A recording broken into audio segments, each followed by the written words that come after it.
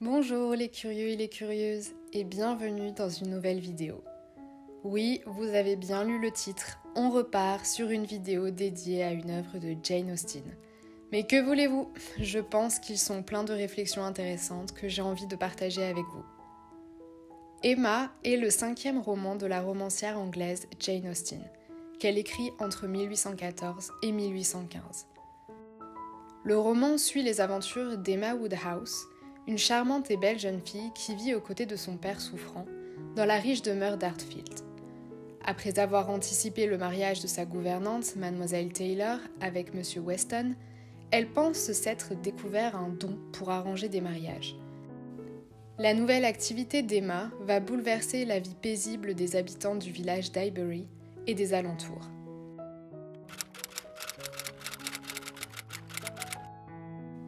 Cette partie sera très courte car j'ai déjà mentionné ces éléments dans mes vidéos précédentes sur les romans de Jane Austen et que je préfère dédier cette vidéo aux singularités d'Emma.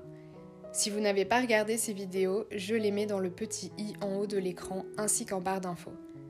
Je vous conseille également de cliquer sur le lien de l'article disponible en barre d'infos dans lequel je vous explique comment ces caractéristiques, c'est-à-dire l'époque georgienne, la gentry et le marché matrimonial, se retrouvent dans Emma.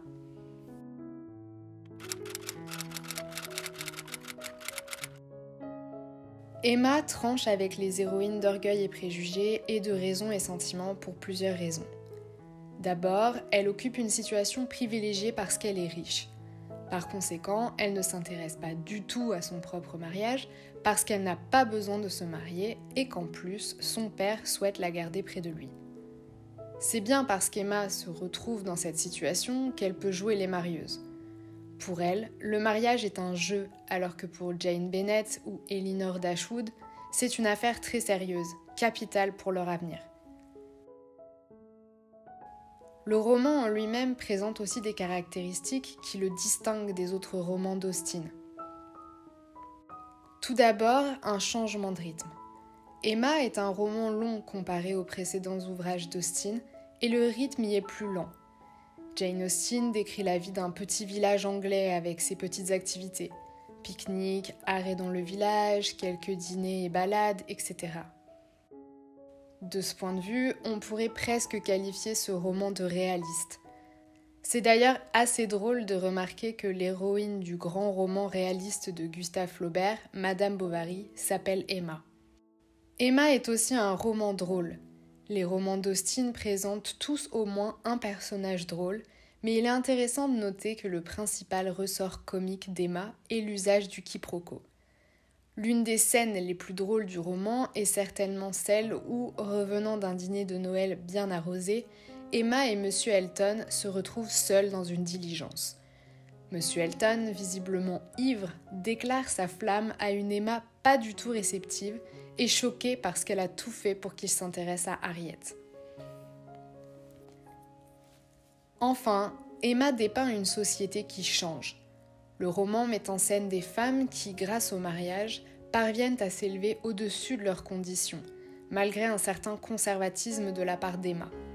C'est notamment le cas de Mademoiselle Taylor, sa gouvernante, qui devient Madame Weston en épousant Monsieur Weston, un veuf fortuné.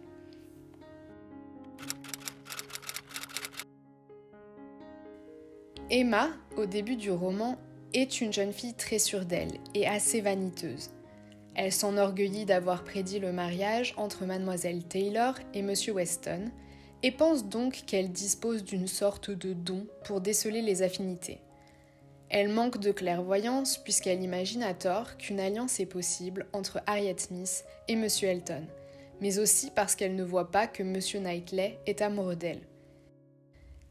Elle n'écoutera d'ailleurs pas ce même Monsieur Knightley qui la met en garde contre son excès de vanité. C'est bien cet excès de vanité qui conduira Emma à convaincre Harriet de rompre sa relation naissante avec Monsieur Robert Martin, un fermier, car elle estime que son amie pourrait trouver un meilleur parti. D'ailleurs, Emma ne traite pas Harriet comme une égale, alors qu'Harriet idolâtre Emma, ce qui flatte forcément l'ego de cette dernière.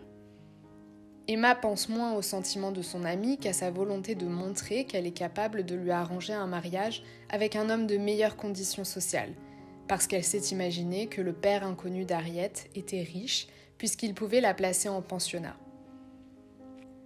C'est aussi par vanité qu'Emma va humilier une de ses proches, Madame Bates, pour impressionner Frank Churchill, le fils de M. Weston qui a été adopté par son oncle et sa tante qui en ont fait leur héritier.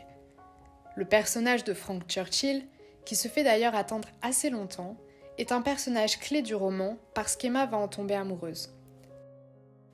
S'il s'avérera que le jeune homme l'a menée en bateau, c'est cette rencontre qui, entre autres, permettra à la jeune fille de prendre conscience des sentiments qu'elle éprouve véritablement pour M. Knightley.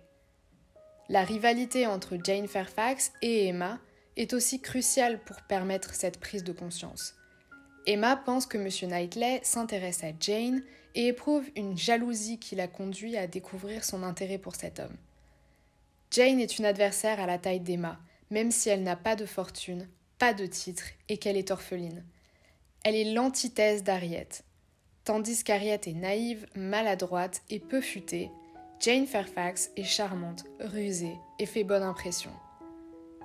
C'est donc en se méprenant sur ses propres sentiments et aussi sur les sentiments des autres qu'Emma Woodhouse va gagner en maturité. On arrive à la fin de cette vidéo. J'espère vraiment qu'elle vous aura plu et si c'est le cas, n'hésitez pas à mettre un pouce bleu, ça fait toujours plaisir. Si vous voulez en savoir plus sur l'histoire, je ne peux que vous recommander de visionner l'adaptation d'Automne de Wilde, sortie en 2020 avec Anya Taylor-Joy dans le rôle titre. La fin a été sensiblement modifiée, mais le film reprend assez fidèlement les principales intrigues du roman. Sur ce, je vous dis à très bientôt dans une nouvelle vidéo, et en attendant, restez curieux.